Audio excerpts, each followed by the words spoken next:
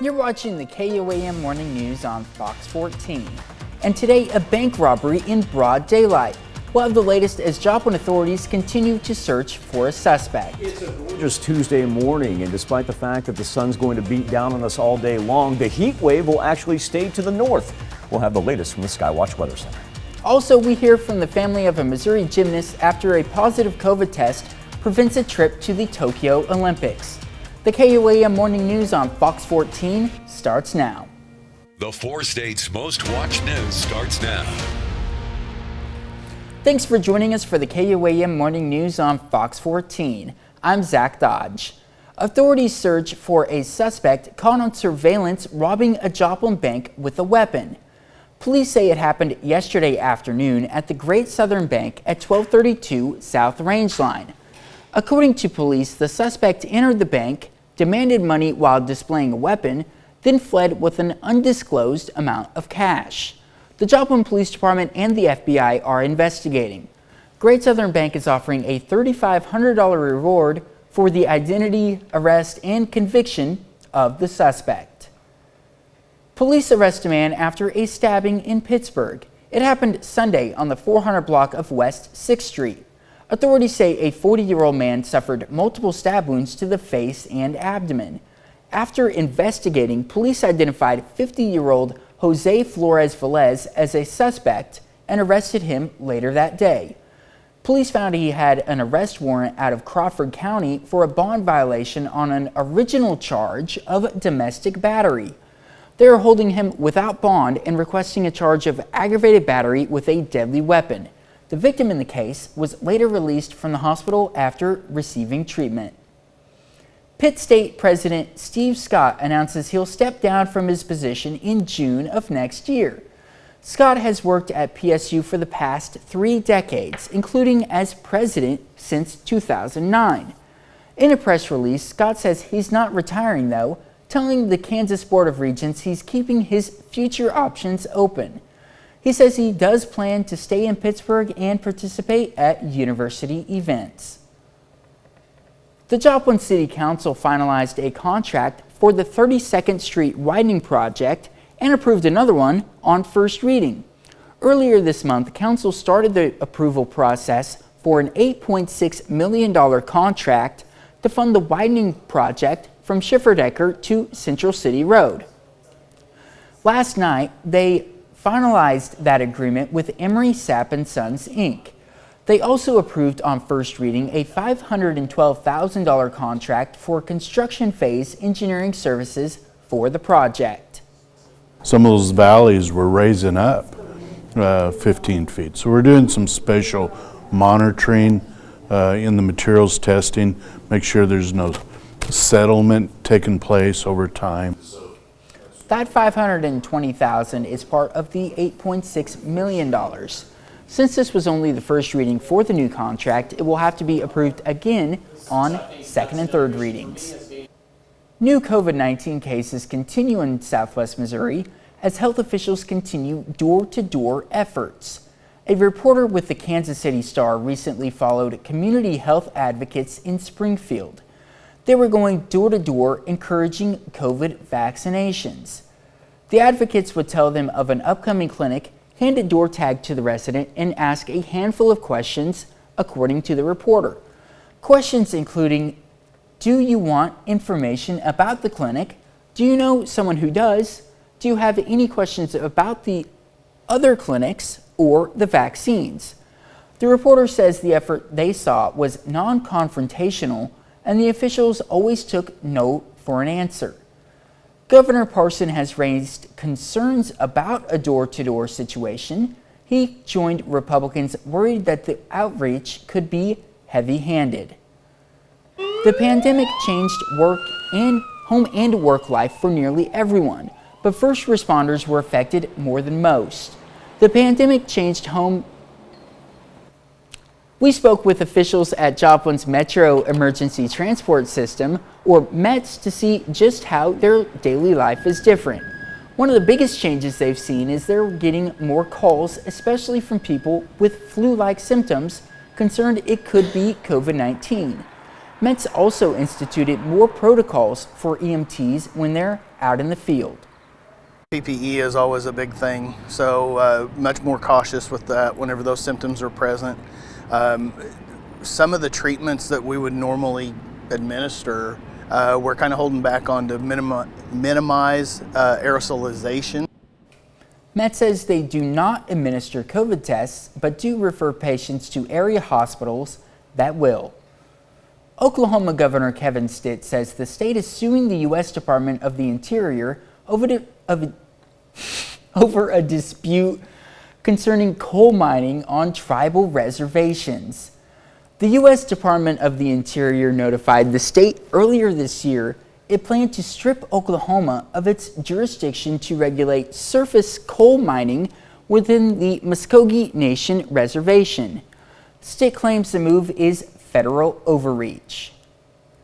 Experts analyze a massive fish that was washed up in Oregon last week. The 100-pound specimen is an opa, also known as a moonfish. According to Seaside Aquarium General Manager Keith Chandler, it's rare to see moonfish on the Oregon coast, especially not in such good condition.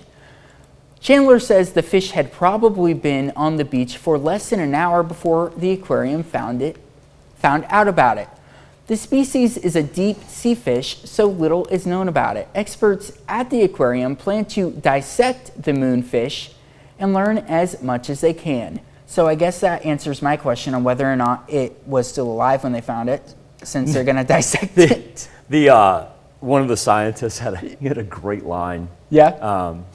He's like, unfortunately, it was washed up and it was dead. But we got to it before the birds did. It was his line. Nice. It's just a gorgeous fish. Yeah, though. gorgeous fish. Absolutely really big, beautiful. Nice. If you have a chance, folks, and you want to read more about that story, it's on CNN.com is where I saw it. They've got some. Yeah. They've got some pictures of what the fish looks like. Or I'm sure we'll have it later on KOAMnewsnow.com as well. Absolutely. Thank you. Good job by you, corporate shill. You do excellent. Live look outside of Television City.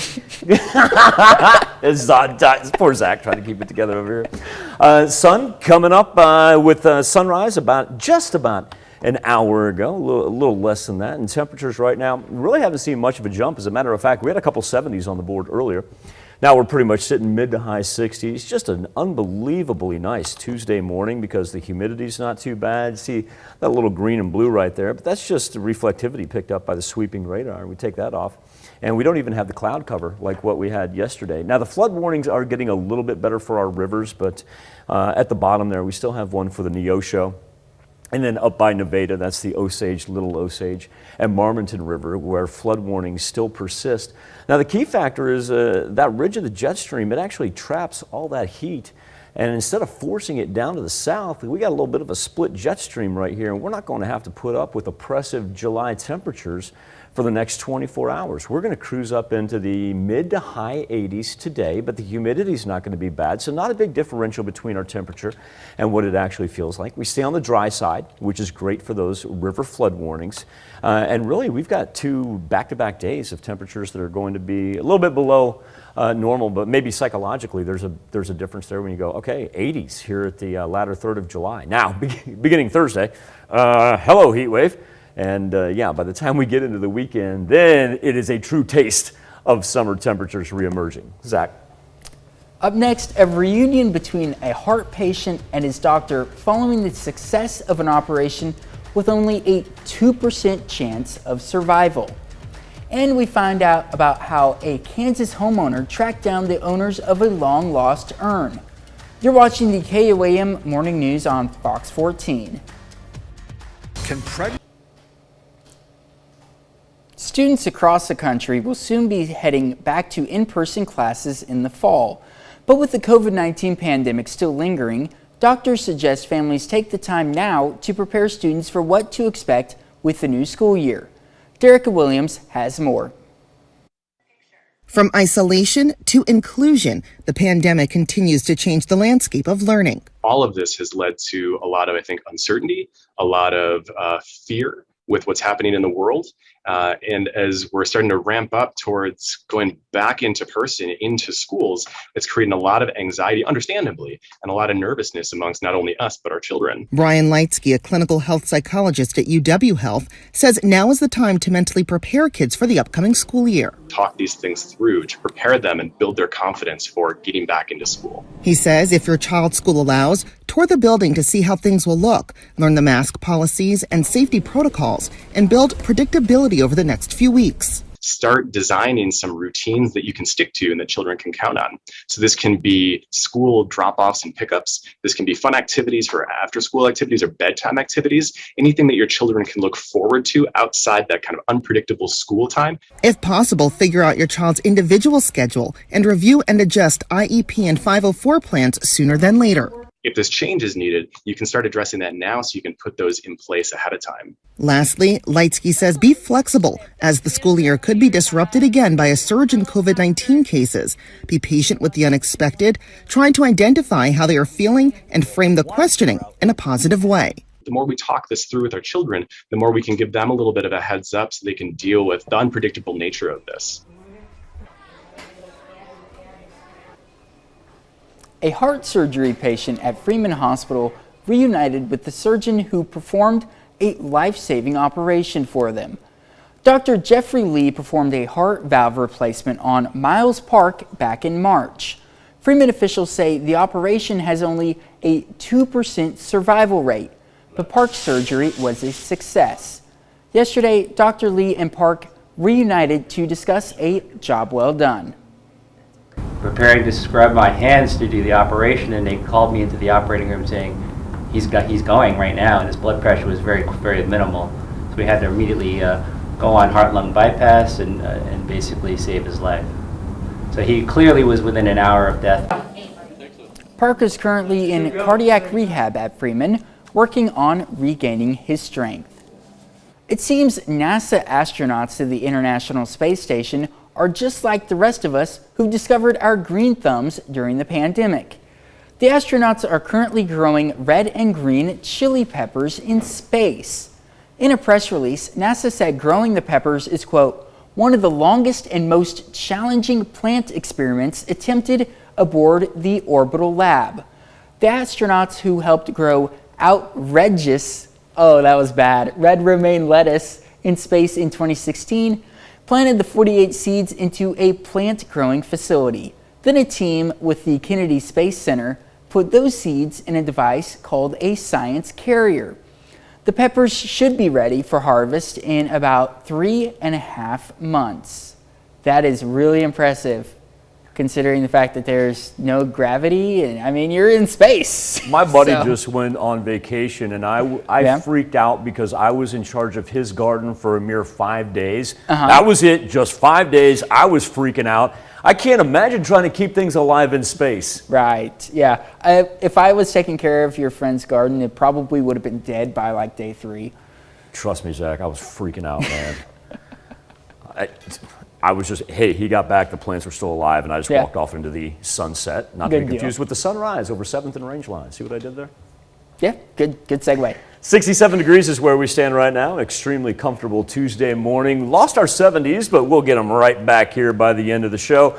Mid to high 60s with a clean Skywatch storm tracker. Let's talk about our flood warnings that still persist. Number 1 for the Neosho down by Miami and Commerce. That lasting until tonight, hopefully. It's about 4.5 feet above flood stage, though. And then the Osage, the little Osage, the Marmonton, you'll notice that still runs all the way until Wednesday evening. Look at the contiguous 48, all the rain right now down by the Gulf Coast and the Mid-Atlantic. Everything will stay to the south of us, and the heat will also stay to the north of us. So we kind of get spoiled for the second consecutive day, considering normally it should be about 91, 92 during the afternoon. Well, we're going to go high 80s today, and all that rain stays down there through the Arklatex region all the way through Georgia to the Atlantic. And for 2 consecutive days, we see the 80s. Now remember, beginning on Thursday, the 90s reemerge, and it's going to be a scorcher of a weekend. Get out and take advantage of a delightful Tuesday. We'll be back with more KOAM Morning News on Fox 14 right after this. 2 alternate gymnasts on the U.S. women's Olympic team won't be competing in Tokyo after one of them, Kara Eaker, tested positive for COVID-19. Her parents say she is vaccinated and asymptomatic. The Kansas City, Missouri gymnast won a spot as an alternate on Team USA at the U.S. Olympic trials in St. Louis in June. Her parents say they're sad for their daughter, who's worked most of her life to make it this far. I feel bad for her because, like I said, she's trained most of her life for this. And like I said, there was hope up to this point. Even as an alternate, there's always hope that you might get a chance to compete. So that keeps you going and keeps you motivated. But now that this results has come back, that hope is gone. So. Another alternate gymnast, Leanne Wong, is in quarantine because she was deemed a close contact to Eaker, and she is not vaccinated. Wong's family said she's doing fine and tested negative. Her coach said the 6 girls who are set to compete for Team USA have been kept separate from the alternates at all times. Lucy Kraft is in Tokyo, where officials are working to prevent an outbreak at Olympic Village. Since the 10-member team, including Simone Biles, arrived Thursday, they've had daily screening and only traveled for training. Team USA athletes are not required to be vaccinated, and COVID infections have sidelined athletes before they get on a plane to Tokyo. Tennis star Coco Gauff revealed Sunday she was COVID positive, tweeting her disappointment and adding, "It has always been a dream of mine to represent the USA at the Olympics." Today, WNBA's Katie Lou Samuelson announced she was COVID positive and will miss the games. Washington Wizards guard Bradley Beal was removed from the roster last week after contracting COVID. Despite this expanding list, Olympics advisor Brian McCloskey says the anti-COVID safety measures are working. If I thought all the tests that we did were going to be negative, then I wouldn't bother doing the tests in the first place. Outside the Olympic Village, where Tokyo appears to be in the grip of a 5th wave of infections, the Games remain broadly unpopular. Responding to the sense of unease, major Olympic sponsor Toyota pulled its advertising from Japanese TV and announced its president would not attend the opening ceremony. COVID is not just impacting the U.S. 2 members of South Africa's soccer team have also tested positive. After a 1-year postponement, the Olympics officially opened this Friday, but now there's increasing worry that the Games could end up becoming a super spreader event. Lucy Kraft, CBS News, Tokyo. Just days to go until the Olympic Games, and some athletes are turning attention to the cardboard beds. Tokyo 2020 says the cardboard frames used inside the Olympic Village are meant to promote recycled materials, despite some media reports and athletes suggesting they're to dissuade intimacy among athletes. American runner Paul Kelemo tweeted photos of the beds, saying they can withstand the weight of a single person to avoid situations beyond sports. Another gymnast, Irish gymnast Rhys McClenaghan, refuted the claim, tweeting a video of himself jumping on the beds. Tokyo 2020 says the beds are promoting the use of recycled material and will be turned into paper after the Games. We'll be right back. A Topeka, Kansas woman found an urn with ashes on her property and was able to track down the family it belongs to. Isaac French was there for the reunion.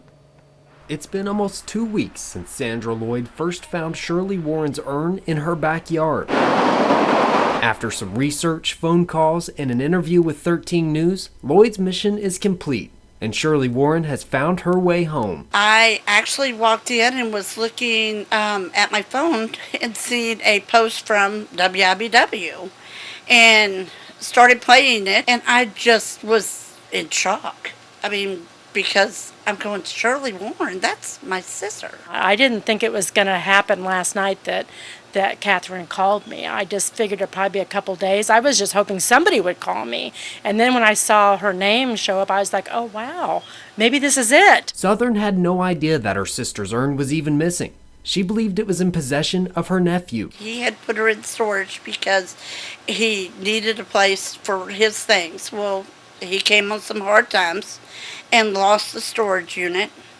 and evidently somebody decided that they didn't want her with them, And they didn't go to the trouble that Sandra did. Luckily, it was Sandra Lloyd who found Warren's urn, and she refused to give up until it was returned to where it belongs. I am relieved. I am really relieved. I'm actually a little bit tired today.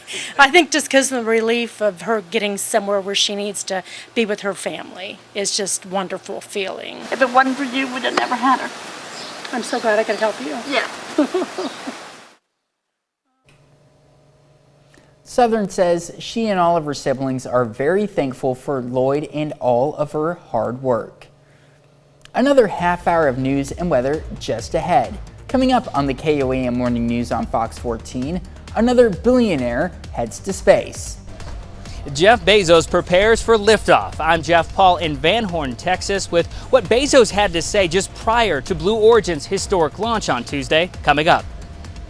And a new initiative in Missouri aims to get more women back into the workforce. You're watching the KOAM Morning News on Fox 14. We'll be right back.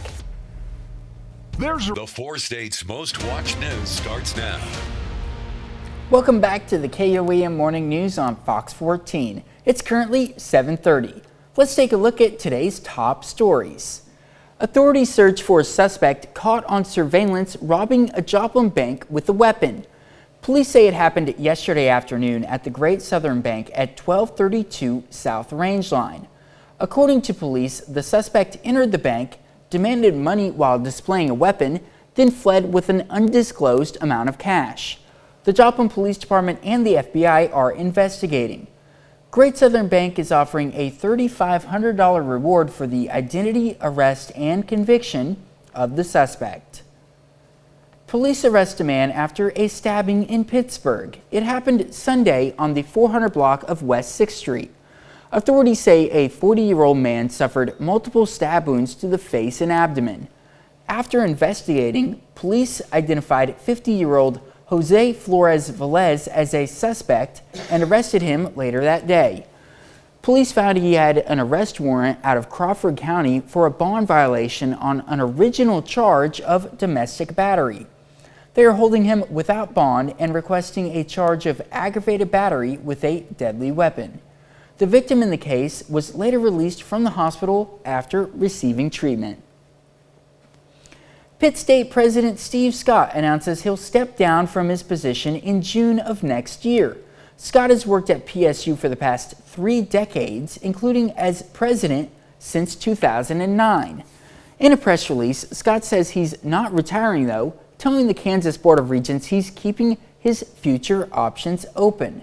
He says he does plan to stay in Pittsburgh and participate in university events. The Joplin City Council finalized a contract for the 32nd Street widening project and approved another one on first reading. Earlier this month, Council started the approval process for an $8.6 million contract to fund the widening project from Schifferdecker to Central City Road. Last night, they finalized that agreement with Emery Sapp & Sons, Inc. They also approved on first reading a $520,000 contract for construction phase engineering services for the project. The pandemic changed home and work life for nearly everyone, but first responders were affected more than most. We spoke with officials at Joplin's Metro Emergency Transport System, or METS, to see just how their daily life is different. One of the biggest changes they've seen is they're getting more calls, especially from people with flu-like symptoms, concerned it could be COVID-19. METS also instituted more protocols for EMTs when they're out in the field. A raging wildfire in Northern California is forcing people in several communities to evacuate.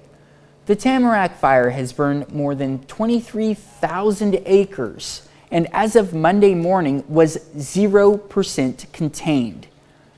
The Markleeville, California area, nearby communities and area campgrounds are under mandatory evacuation orders.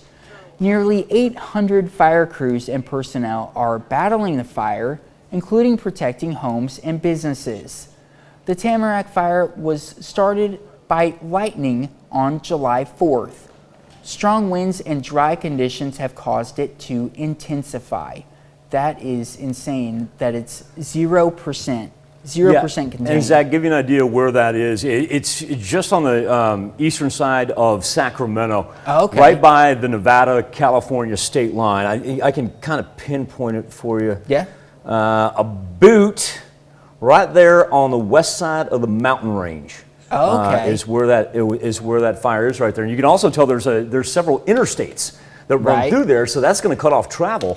As well, and big reason being, look at how dry that is in that section of the country right now. And they're not getting any rain. It's been hotter than I'll get out this summer, and that's why we really have been kind of spoiled. We only have 170 on the board. Chinook's reemerged back to 70 degrees. Oh, let me throw Welch. Just pushed up there as well. Everybody else pretty much mid to high 60s. It's a delightful Tuesday morning here in the 4 states. Now we still do have some flood warnings in effect. One for the NEO show right there in the Commerce Miami area.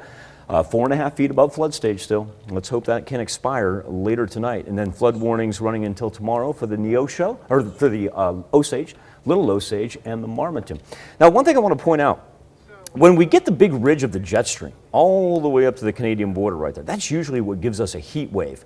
Well, eventually it will. It's just going to take a couple of days. So it's going to be like big sky country in the far northern plains that are really going to be oppressively hot for today. Now, you know we can't get out unscathed forever, but we're going to be able to ride the 80s for the next 2 days. Then on Thursday, we're going to kick it into gear, and then we've got a steamy weekend ahead of us with 93 on Saturday and 95 on Sunday. We'll be back with more KOAM Morning News on Fox 14 right after this. Always.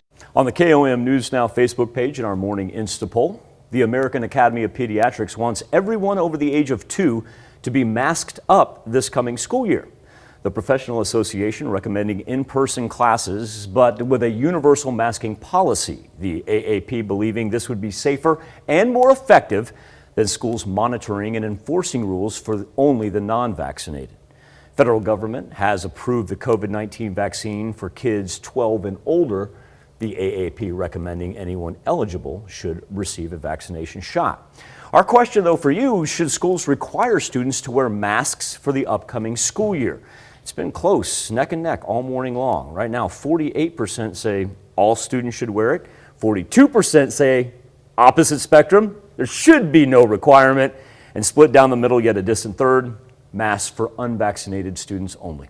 Make your voice heard each and every morning by going to KOAMnewsnow.com/vote. Zach? A family has now returned home to California after they were forced off a previous flight. They say they were not allowed to board their plane in St. Louis because their son with autism was struggling with his mask. Reporter Jenna Ray has the story.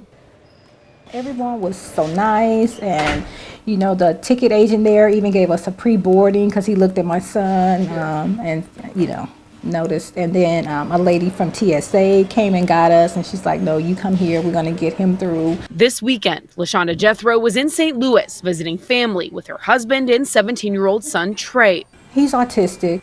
He has a hard time, so he's nonverbal.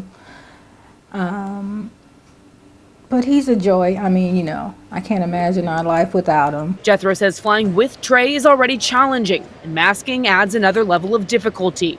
He will not keep a mask on his face. We have tried and tried. He just won't do it. The Jethros were flying Southwest and had no issues flying into Lambert Airport. The airline does have exemptions for masking, which includes passengers with disabilities.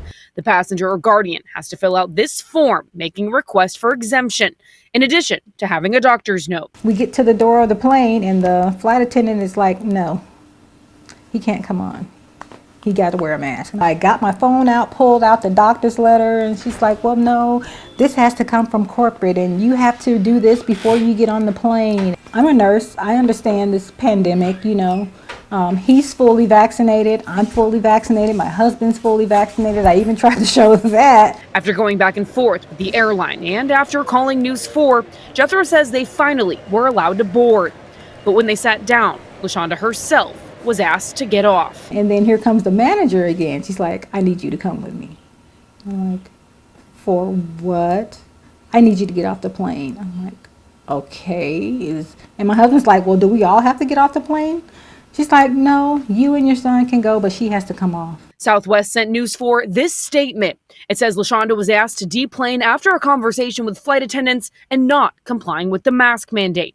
I talked with a spokesperson on the phone Sunday who says LaShonda wasn't wearing her mask at a point during the conversation with attendants, but said he couldn't tell me any more specific details.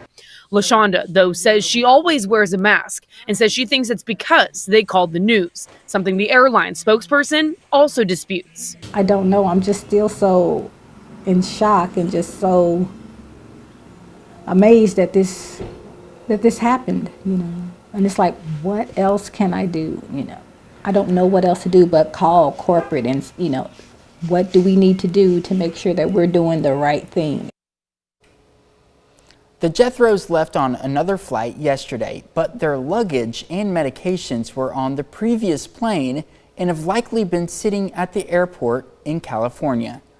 We'll be right back. Missouri nonprofit is aimed at getting women back into the workforce, and it's hosting town halls across the state to pinpoint issues women face to create real change.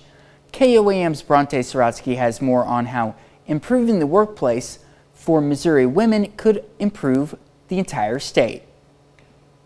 Andrea Wald owns the Hello Sunshine Market in Granby, Missouri, one of the town's many locally owned stores. She says as a female entrepreneur, she can get lonely due to the lack of gender representation. You feel kind of like you're by yourself, and there's certain things that, you know, maybe you're struggling with, you don't have confidence, and just to get that support from especially other women can really boost your confidence. If more of these issues in the state's workforce relating to women could be addressed and bring more women into the workforce, the state's economy could grow as much as 15% in the year 2025, according to a University of Missouri study, which has led a Kansas City nonprofit called United We, short for United Women's Empowerment, to create a task force that will be leading town halls across the state to better understand issues surrounding women's participation in the workforce. From there, they'll be taking their data to create a strategy to create real policy changes in Missouri. The first town hall will launch Tuesday and will be held virtually. It's not only what's working, but what's not working in the workplace. And again, whether it's you are interested in starting a new business, but may not have the technical skill to be able to launch the business. So it may be that you need continuing education. And what are those barriers that have been presented to you? Some discussion points the nonprofit anticipates have to do with childcare, healthcare, and education. Through these talks, the nonprofit hopes to create something to improve Missouri women's workforce experiences. Really a two-way conversation. And truly, this is just a discussion and an opportunity for women to get together, share what they're experiencing. The end result will be for the good of all women of Missouri. In Joplin and Granby, Bronte Sorotsky, KOAM News. The town hall will take place virtually today and is open to all Missouri women. If interested, you can RSVP at unitedwe.org. You can also find that link on our website, KOAMnewsnow.com. Carnival Cruise Lines is getting back on the waterways. On Monday, the company announced 3 more of its ships will return to operation in September. The ships will sail from New Orleans, Galveston, and Baltimore. 4 more ships will begin service in October, with the full fleet back in commission by the end of the year. We'll be right back with more after this, but first, let's take a look at the 4-state market before the opening bell.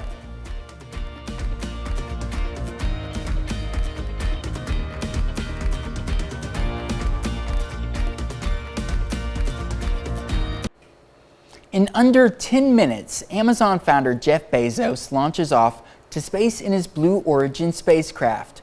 You're looking at live video from the launch site southeast of El Paso, Texas. Jeff Paul is there with what makes this flight so historic and what it could mean for the future of space tourism. We're ready. In less than 24 hours, Jeff Bezos and his crew will launch into space for about a 10-minute flight aboard Blue Origin's New Shepard rocket. The launch, a long time coming for Bezos, who founded the company 21 years ago. To date, Blue Origin has performed 15 uncrewed test flights. If successful, Tuesday's flight will make history as the first unpiloted suborbital flight with a civilian crew. And that practice is what will allow us to build the infrastructure to let the next generations of people really do amazing things in space. Accompanying Bezos for the flight are his brother Mark, 18-year-old Oliver Damon, and 82-year-old aerospace pioneer Wally Funk.